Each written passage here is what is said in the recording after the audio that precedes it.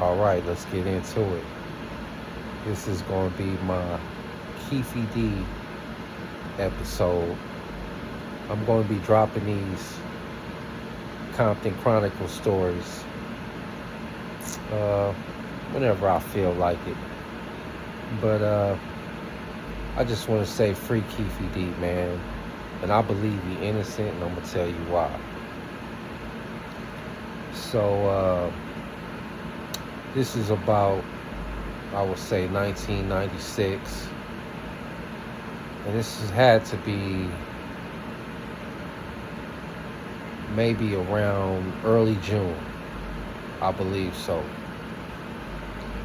And I was probably about 16 years old at this time at Dominguez.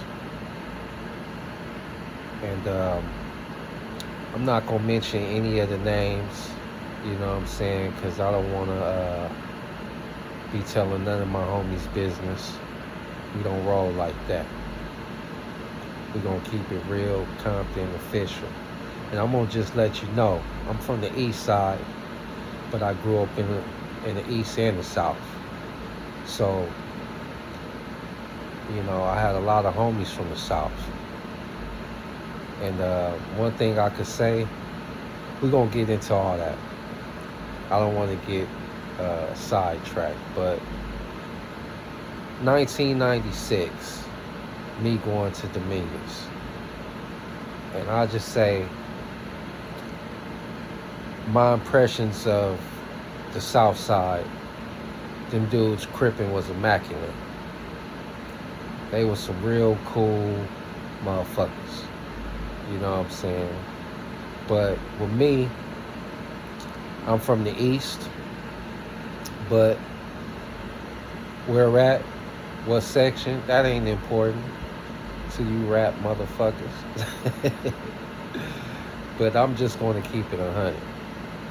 So, one of my homies, which I'm not going to mention his name, told me one day, hey man, Orlando's showing off the death row chain. We had all heard these rumors in 1996 about the chain being snatched. So my homeboy told me while we was in class, or we was walking, I believe, and he was telling me Orlando was in the front showing off the death row chain, and asked me did I want to go see it. So I replied, yeah, hell yeah. So we walked. Orlando was in the crowd in the parking lot at Dominguez. Some of y'all probably remember this. He was in that parking lot in Dominguez showing the death row chain to his little homies. Orlando was about probably 19, 20 at that time. I was 16, so he was older than me. But he used to come up to the school and see his little homies. So he came up there showing off the death row chain, and I seen it with my own eyes. Walked up to the crowd, seen it with my own eyes. So the reason I brought that story up, because there was so many people in all these documentaries and movies saying that Orlando never had the death row chain. I seen it with my own eyes. So yeah, and I knew a lot of the South Siders from me going to Dominguez. You know what I'm saying? But yeah, he definitely had the chain. Was it the one he got from the Lakewood Mall? I'm assuming. I didn't see that altercation with my own eyes, but when I was a teenager, I used to go to the Lakewood Mall with a couple of my homies from the South. So yeah, that was a known hangout spot. A lot of people from Dominguez and Compton would ditch school and go up there and chill. So that was normal. I wasn't there that particular brawl, but I seen the death row chain with my own eyes. Orlando Baby Lane was holding. So that story about Trayvon Lane was saying that he never got his chain snatched, nothing. I don't know. I don't know if that was, the chain was around Trayvon's neck or one of his homeboys' neck. I don't know. but I know that Orlando had that chain. So another story is I was in class at Dominguez one day, and it was one of the Mexican homies. He had this photo album, and his sister used to be a video vixen for all the rappers and shit like that. He had pictures of Tupac standing under the Compton High School sign, and it was like a 68 Impala. I seen that picture with my own eyes. So yeah, Pac was in Compton. He did take that picture in front of Compton High School. I seen it with my own eyes. So what else? What else is it? Okay, so let's get into the whole Keefe thing and why I don't think it's real. Okay. Now, some of y'all know if y'all know Compton politics. Some of y'all don't if y'all ain't from the city. But I remember I was at Kelly Park hanging out with OG Tweety Bird.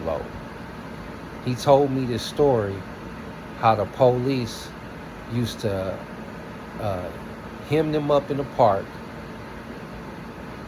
make them sit down, and they would go, police would jump in one of their cars, go do a drive-by on one of their enemy hood in a car, come back, park the car, get out, and let the gang members go about their business. Reason I'm bringing up that story is because we know for a fact that those police was doing a lot of crooked stuff in Compton, starting a lot of those wars, right? So, you know, stuff like, I hear these stories, man, especially like, I don't know if y'all paying attention, but y'all gotta pay attention to what Keefe D was saying. I never met Keefe D, but I knew a lot of his little homies that was my age. And y'all gotta pay attention to what Keefe D said. One of the most important things he said, and I hope his lawyer is listening to this. One of the most important things Keefe D said, he said it was Southside gang members that was police officers too. Reason I brought that up, look at the interviews. Look at when Keefe D said that itself. Reason I brought that up is if Reggie Wright Sr., if he was a lieutenant or a captain, he would have known those police officers that Keefe D was talking about. Reason I'm bringing that up is why nobody never interviewed those cops.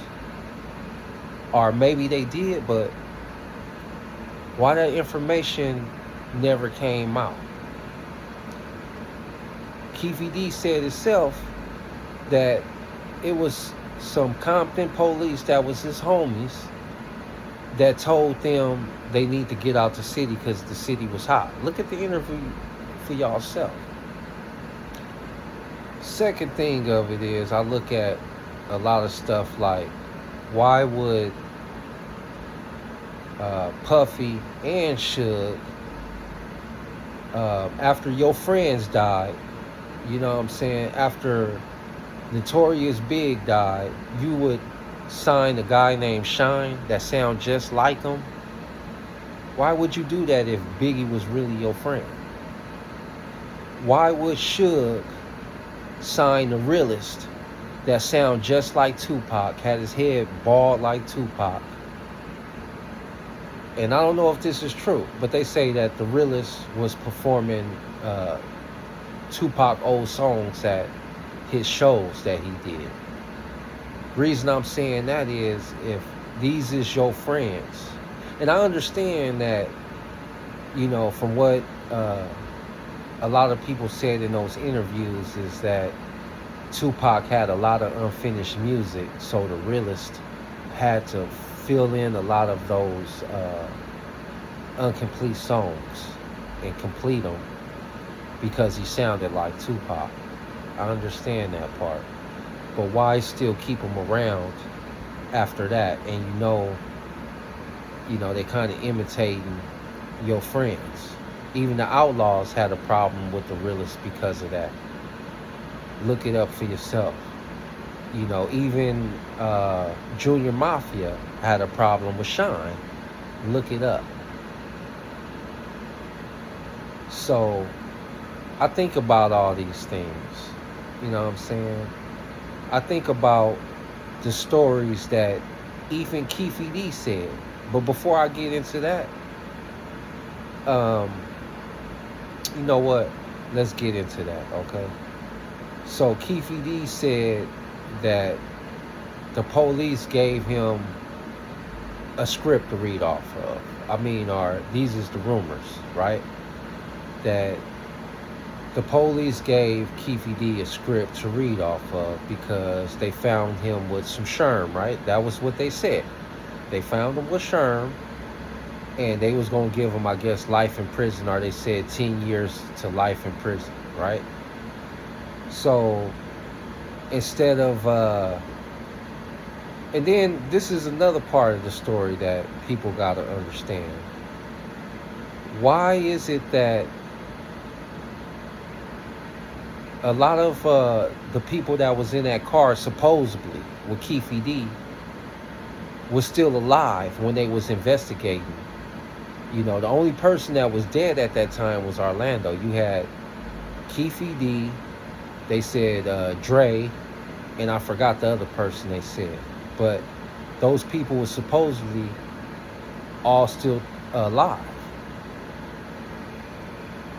Why nothing happened? Keefe said himself that, Orlando did it. They was there. It was never no statute of limits on murder. So that part didn't make sense to me.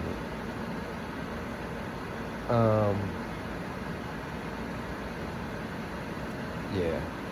So many reasons I don't believe it. You know what I'm saying? So Keefe said out of his own mouth that if he didn't make that deal, a lot of the South Sides would have went down. So I think he did that. And then another important thing is, I want y'all all to go look this up. There was an interview with one of the members from 6 Feet Deep. I forgot his name. I think his name was Low. I'm not for sure. But the dude from 6 Feet Deep said that Tupac brother, Gaddafi, the one that died, said it was a light-skinned arm that shot that gun.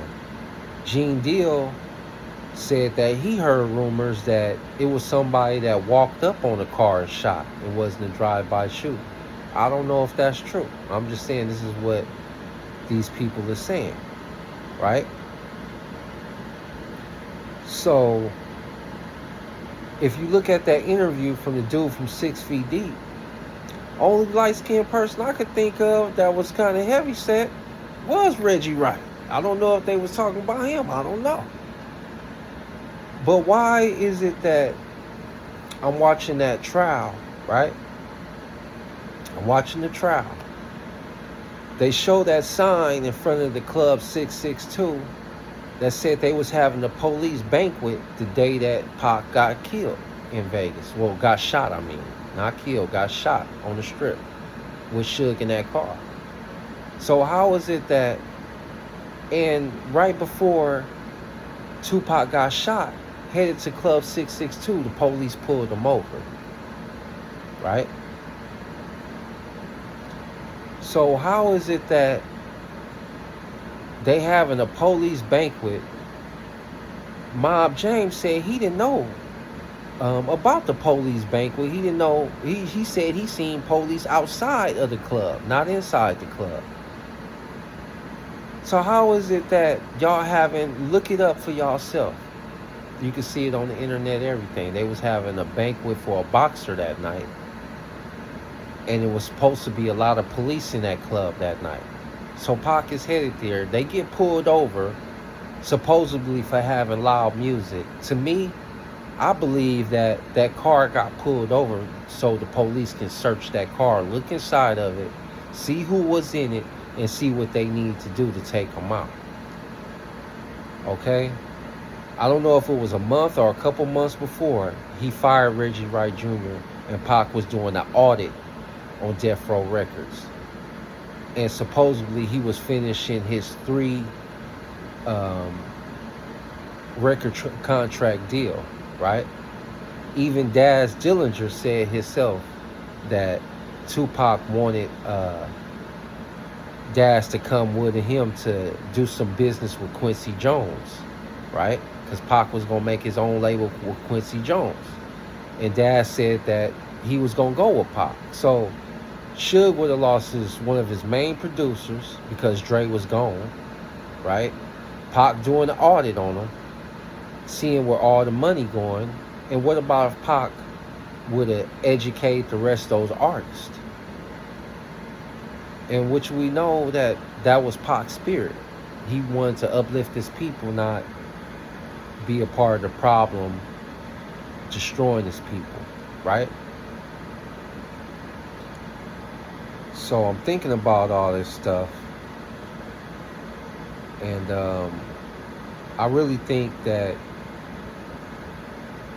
because that happens all the time, you know what I'm saying? They'll catch these dudes, you know, with big drugs or doing some, you know, major crime, and tell them if they don't snitch or they don't work with them, they gonna take them down, their family down, and all this stuff.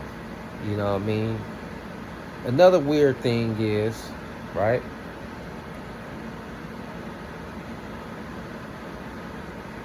Keefe D was supposedly at the Peterson Automotive Museum when Biggie died. He was supposed to be around Vegas when Pac died.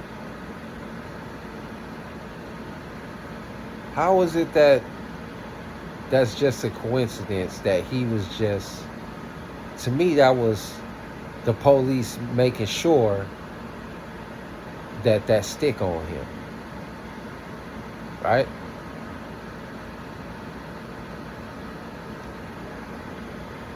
So then, this is another interesting thing too, right?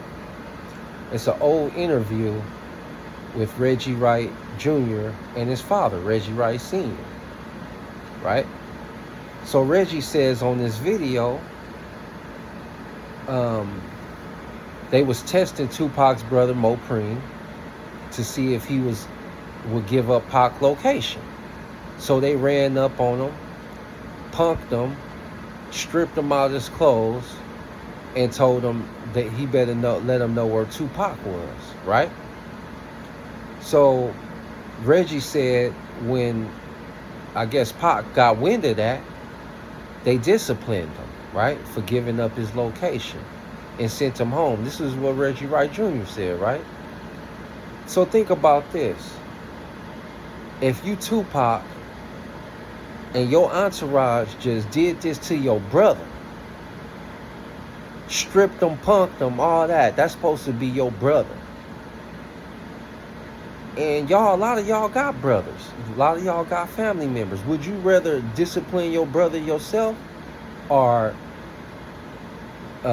friends, other people you don't know like that, discipline your brother? I'm pretty sure Pac was feeling some type of way about that. I'm pretty sure he was. You know what I'm saying? Reggie said that. Mo Preem ain't never talked about that. All y'all people out there doing them interviews, y'all need to ask Mo Preem about that. Because that's a big story. You know what I'm saying? Because Pac had to feel some way about that. About them doing his brother like that. So all this stuff going on. Yeah.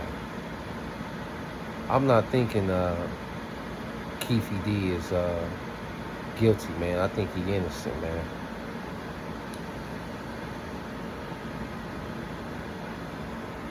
I think he innocent, man. For real.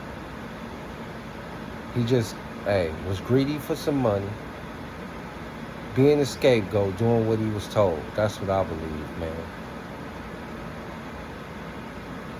You know what I'm saying? That's what I truly believe.